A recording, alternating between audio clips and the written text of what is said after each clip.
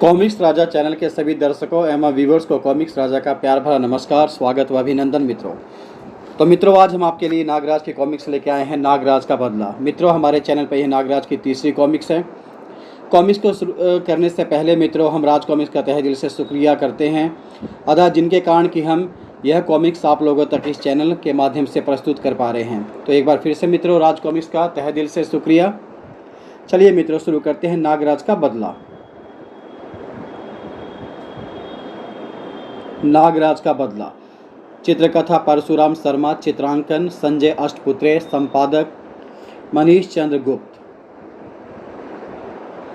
मित्रों, आतंकवादी गिरोहों से निपटने के लिए नागराज जंग के मैदान में कूद पड़ा और सबसे पहले उसने असम में सक्रिय आतंकवादी गिरोह से टक्कर ली, जिसका सरगना बुलडॉग नामक व्यक्ति था। बुलडॉग के हेडक्वार्टर पर जबरदस्त बमबारी हुई, जिसमें नागराज और उसका साथी रोमो टनों मिट्टी के ढेर में दब गए। बुलडॉग अपने साथियों के साथ कंपाली रियासत के राजमहल में जा पहुंचा। अब आगे पढ़िए कि क्या होता है नागराज का बदला के अंदर। मित्रों, उधर कंपाली हिल के किले में मीटिंग चल रही थी।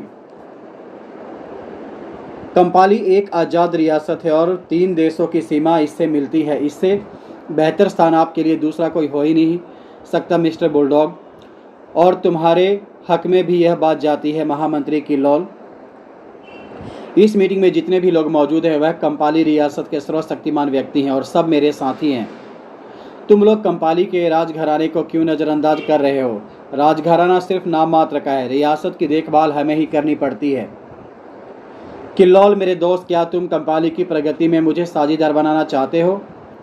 आप ठीक समझे मिस्टर बुलडॉग, मैंने महाराजा से आपको यह भूभाग इसलिए दिलवाया है क्योंकि आप यहाँ की विकासशील योजनाओं पर पूंजी लगाएंगे।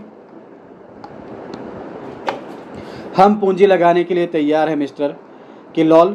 उसकी रूपरेखा हमने तैयार कर ली है। अभी तक हम यहाँ से सिर्फ अफीम का कारोबार कर रहे थे, लेकिन अब हम यहाँ हथियारों की फैक्ट्री लगाएंगे क्योंकि हथियार सबसे अधिक मुनाफे का धंधा है और कंपाली रियासत इस कारोबार में हमारी साझेदारी होगी। इसके शेयर कंपाली के बाज़ारों में फैलाना तुम्हारा काम होगा और तुम्हारा बोनस अलग होगा। महामंत्री किल्लौल, कागजात पर हस्ताक्षर करवाना तुम्हारा काम होगा। ऑल राइट, अब आप यह सब मुझ पर छोड़ दें मिस्टर बुलडॉग। मीटिंग समाप्त होने के बाद बुलडॉग सोचता है मित्रों, किल्लौल इस रियासत का महाराजा बनने का ख्वाब देख रहा है। यह सबसे महत्वपूर्ण बात है, लेकिन इस काम की शुरुआत तब होगी जब महाराजा पूरी तरह मेरी मुट्ठी में आ जाएगा, ऐसा बुलडॉग सोचता है। उधर हमारे आदमी हेडक्वार्टर के मलबे से नागराज की लाश निकाल लाए हैं मिस्टर बुलडॉग। ताबूत को किले के स्ट्रांग रूम में पहुंचा दो। कुछ देर बाद ताबूत स्ट्रांग रूम में पहुंचा दिया गया है। सुपर बॉस डॉक्टर सिमटो, तुम्हें नागराज के शव का पोस्टमार्टम करना है और उसकी पूरी रिपोर्ट तैयार करनी है। अब डेड बॉडी के परीक्षण में कोई कोताही नहीं होनी चाहिए, समझे? हम नागराज जैसा ही आदमी तैयार करेंगे, बशर्ते कि हमें उसकी आंतरिक क्रिया की संपूर्ण जानकारी प्राप्त हो जाए। मैं आपका सार समझ गया, आप चिंता ना करें मिस्टर बुलडॉग, मुझे इस काम का पूरा अनुभव प्राप्त है। स्ट्रांग रूम में डॉक्टर सिमटो ने परीक्षण किया। यह 100% मृत है। डेड बॉडी को ऑपरेशन रूम में पहुंचा दो। नागराज को स्ट्रेचर द्वारा ऑपरेशन रूम में ले जाया गया। ऑपरेशन रूम में डॉक्टर सिमटो ऑपरेशन के लिए तैयार था। अगर मैंने इसके मुकाबले का ऐसा ही शक्तिशाली मानव तैयार कर दिया तो मैं सबसे बड़ा दौलतमंद इंसान कहलाऊंगा, डॉक्टर सिमटो यह सोचता है। सबसे पहले इसके ब्रेन का ऑपरेशन होना चाहिए। नागराज की आंखें खुल गई और सम्मोहन की एक प्रचंड लहर डॉक्टर सिमटो की आंखों को भेदती चली गई। उफ, मेरी आंखों के आगे अंधेरा छाता जा रहा है, मेरा सिर चकरा रहा है, डॉक्टर सिमटो कहता है। डॉक्टर सिमटो ने नागराज को अपने मस्तिष्क में महसूस किया। तुम्हारी जिंदगी मेरी मुट्ठी में है, तुम मेरे गुलाम हो, नागराज के गुलाम, समझे? मेरी जहरीली फुकारें तुझे जलाकर खाक कर देंगी। डॉक्टर सिमटो, बोल, जिंदा रहना है या नहीं? हाँ हाँ, मुझे जिंदा रहना है नागराज, मुझे जिंदा रहना है, डॉक्टर सिमटो कहता है। तो अब तू वही करेगा जो मैं कहूँगा, समझा? मेरे अंदर ऑक्सीजन का स्टॉक बहुत कम रह गया है, सबसे पहले ऑक्सीजन देकर स्टॉक पूरा करो। नागराज ने सम्मोहन क्रिया द्वारा सिमटो को अपने बस में कर लिया था। मित्रों, सिमटो के मस्तिष्क में वह अपने विचार योगी महात्मा द्वारा जागृत टेलीपैथी प्रक्रिया से उत्पन्न कर रहा था। तुम मेरी डेड बॉडी का निरीक्षण करोगे और रिपोर्ट भी तैयार करोगे। यह रिपोर्ट और तुम्हारी कार्यप्रणाली मेरी इच्छा अनुसार होगी, समझे? सिमटो अपने कार्य में लग गया, परंतु उसके हाथ नागराज के निर्देश पर कार्य कर रहे थे। अब तुम्हारा काम पूरा हो गया डॉक्टर सिमटो। बुलडॉग से कहो कि यदि मेरा शव किसी दरिया में ना बहाया गया तो मेरे मांस के सड़ने से जल्दी ही ऐसी गैस निकलेगी जो कईयों की जान ले लेगी।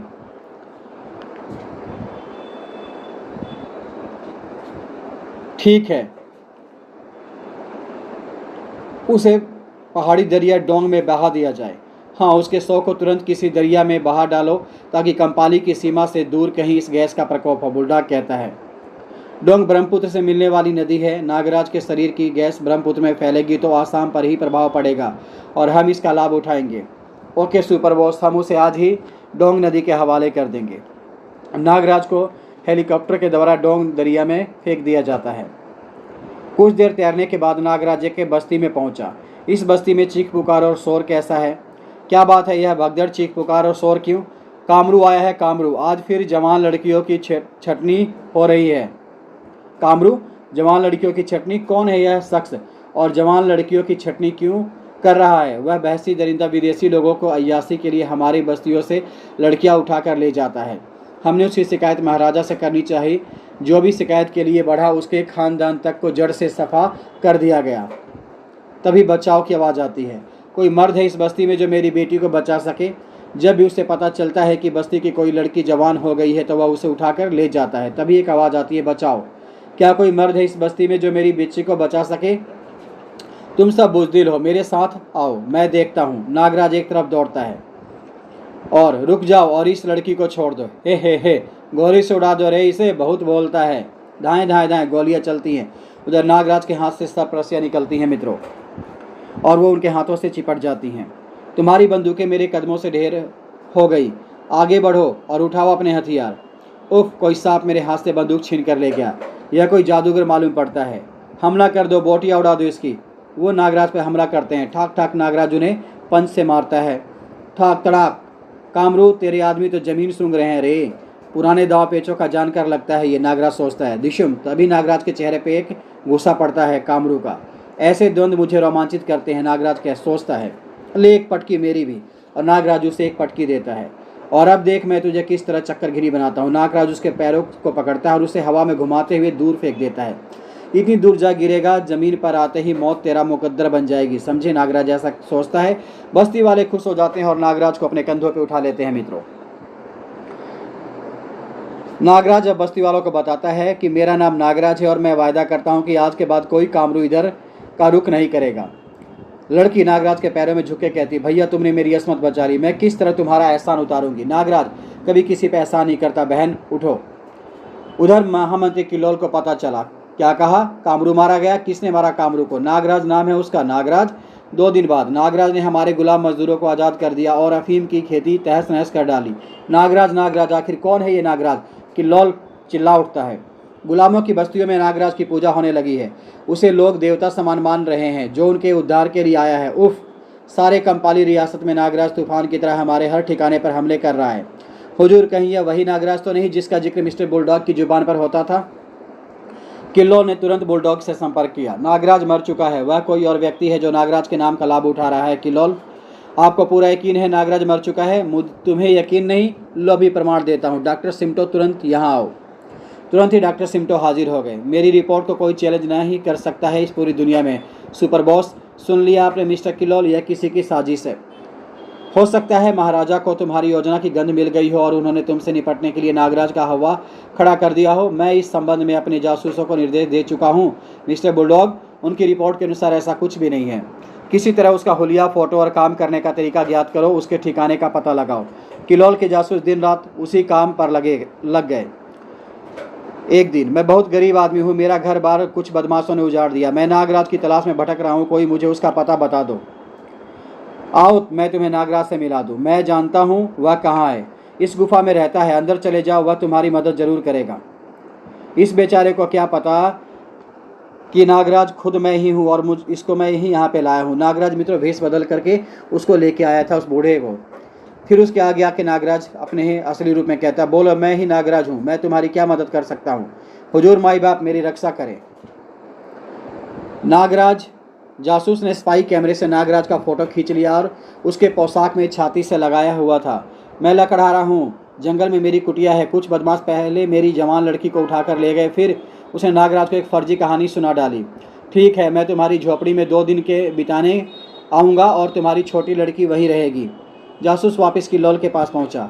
कल वह पोखर के जंगल आ जाएगा। उसने 2 दिन वहां रहने का वादा किया है। मैंने कहा था कि बदमाश मेरी बड़ी लड़की को उठाकर ले गए हैं और छोटी लड़की की फिराक में हैं, और यह रहा उसका फोटो। अब देखता हूँ वह पोखर के जंगल में किस तरह आ पाता है। किल्लोल ने अपनी योजना तैयार कर ली। लड़की सुवांगिनी, तुम्हें उस लकड़हारे की छोटी लड़की बनकर जंगल की कुटिया में नागराज के साथ रहना होगा।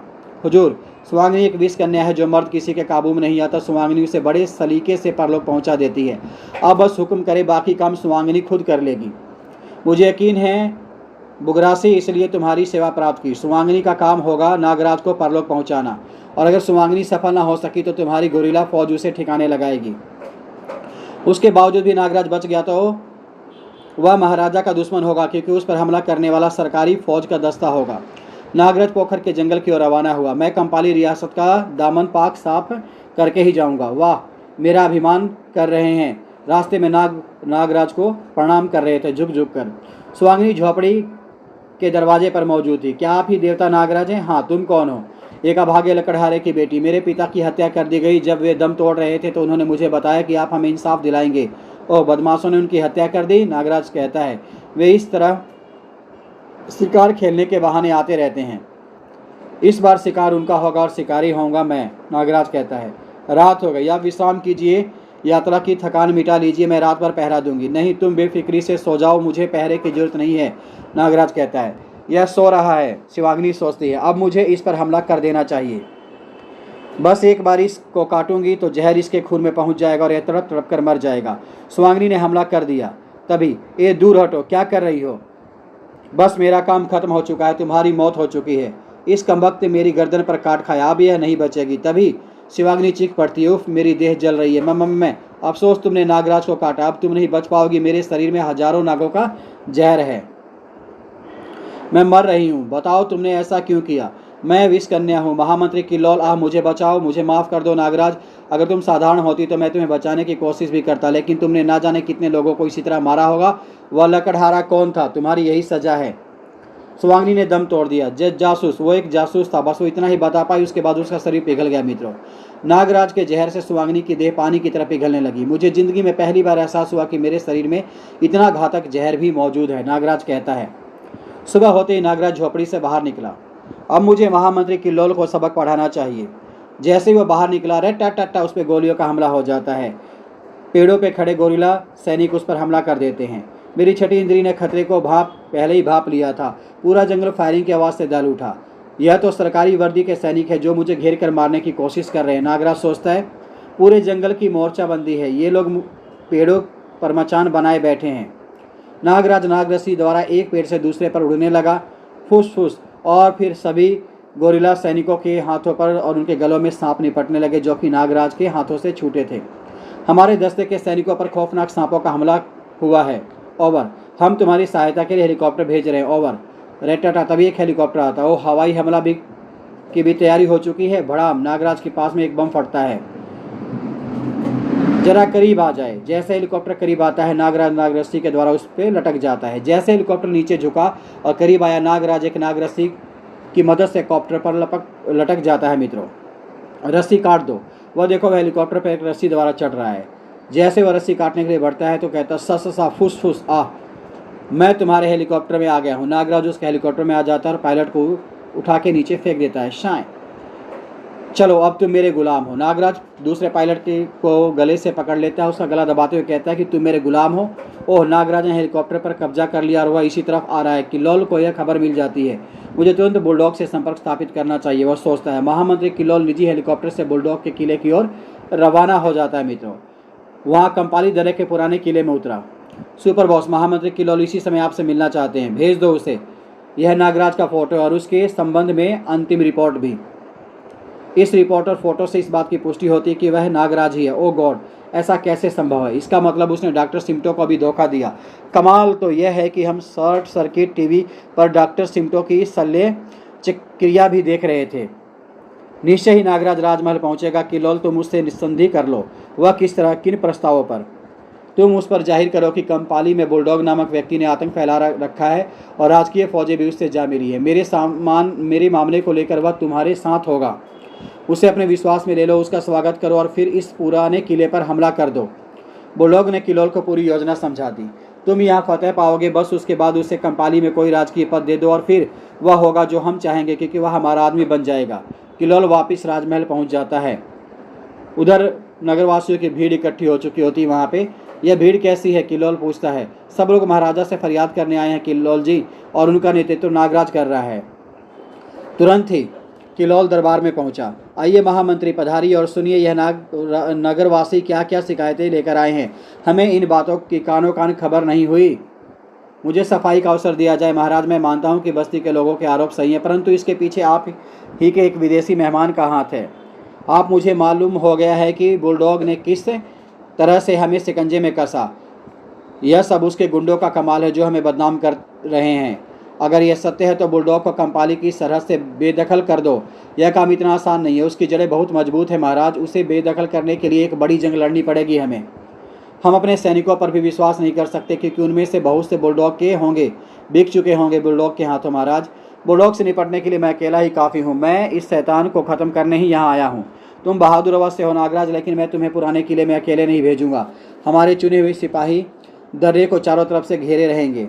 योजना का अंतिम रूप हम शाम की बैठक में बताएंगे। शाम के समय महामंत्री किलोल के सामने नागराज जाता है। महामंत्री किलोल, मैं आपकी योजना जानने आया हूँ, और वह योजना तुम मेरी आंखों में झांक कर बताओ। नागराज उसे सम्मोहित कर लेता है। नागराज ने किलोल को सम्मोहन जाल में फंसाकर वास्तविक उनकी चाल समझ ली। तो यह है असली योजना। नकली बुलडॉग और मेरे हाथों मरवाया जाएगा, और उस असली बुलडॉग उस समय तुम्हारे साथ जश्न मना रहा होगा। जश्न की जगह कहाँ निश्चित की गई है? जल महल में। यह सब भूलकर अपनी वास्तविक स्थिति में लौटा किलोल। तो मैं क्या कह रहा था, कुछ याद नहीं आ रहा? पुराने किले पर मैं धावा बोलूँगा और बुलडॉग का खात्मा कर दूंगा, नागराज कहता है। नागराज ने किलोल की योजना पर अमल किया। नागराज ने पुराने किले पर हमला किया और पुराने किले पर एक नाटकीय जंग हुई। नकली बुलडॉग का खात्मा कर नागराज त्रियोता के साथ राजमहल पहुंचा। महाराज, आपको इसी वक्त मेरे साथ जल महल चलना होगा। क्यों, क्या बात है? आप खुद अपनी आंखों से अपने महामंत्री के कारनामों को देखें, तभी आपको यकीन आएगा। ठीक है, हम तैयार हैं, तैयारी करते हैं नागराज। इसकी जरूरत नहीं है महाराज, हम वहाँ पर फनकारों के रूप में पहुँचेंगे। नागराज और महाराज फनकारों का रूप धारण कर पहुँच जाते हैं जल महल। वहाँ पे गार्ड उन्हें रोकता है। जल महल के पहरेदारों ने उन्हें रोका। हम दूर प्रदेश से आए हैं, जादूगर हैं। हमें मालूम है कि महामंत्री किलोल एक खास मेहमान के साथ अंदर विराजमान है। हम उनके सामने अपना फन दिखाना चाहते हैं। कुछ ही देर में तुम दोनों को बुलाया गया है, चलो। नागराज महाराजा के साथ जश्न में हाल में पहुंचा है। ए जादूगर फनकार, बोलो तुम अपना कौन सा कमाल दिखाने आए हो? जादू का ऐसा कमाल जो आपने पहले कभी नहीं देखा होगा। हम काला जादू जानते हैं। सबसे पहला कमाल, आपके मेहमान के चेहरे पर नकली चेहरा है। पहले इसे उतारे, क्योंकि हम बता सकते हैं कि इनका नाम बुलडॉग है। मैंने नकली चेहरा उतार दिया दोस्त, अब बोलो। दूसरा कमाल, मैं अपने दोस्त को अभी राजा कौटिल बनाऊंगा। है, कमाल है, यह तो बिल्कुल राजा कौटिल लग रहा है।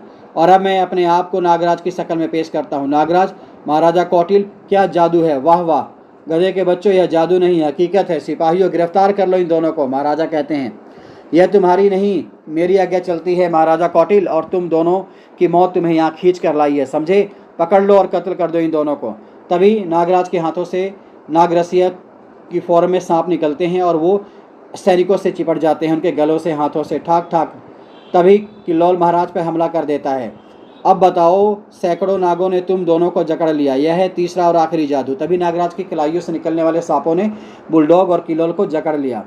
उसके बाद भड़ाम से धमाका होता है। ओह बचो नागराज महाराज, इसके जिस्म में बम फिट था और इसने बम की सेफ्टी पिन दबाकर आत्महत्या कर ली। महाराज, बहादुर नौजवान नागराज, आज से रियासत तुम्हें सबसे बड़ा सम्मानित पद देती है। तुम्हारा बहुत बहुत धन्यवाद नागराज, जो तुमने हमें बुलडॉग और गद्दार किलोल जैसे महामंत्री से बचाया। उसके बाद पूरी प्रजा जय जयकार करती है, नागराज की जय, नागराज की जय, नागराज की जय। इसी के साथ मित्रों, यह अंक यहीं पे समाप्त होता है। अगले अंक में आपके साथ फिर मिलेंगे। तब तक के लिए आप कॉमिक्स राजा को आज्ञा दीजिए। सभी, आप सबका दिन शुभ हो। थैंक यू मित्रों।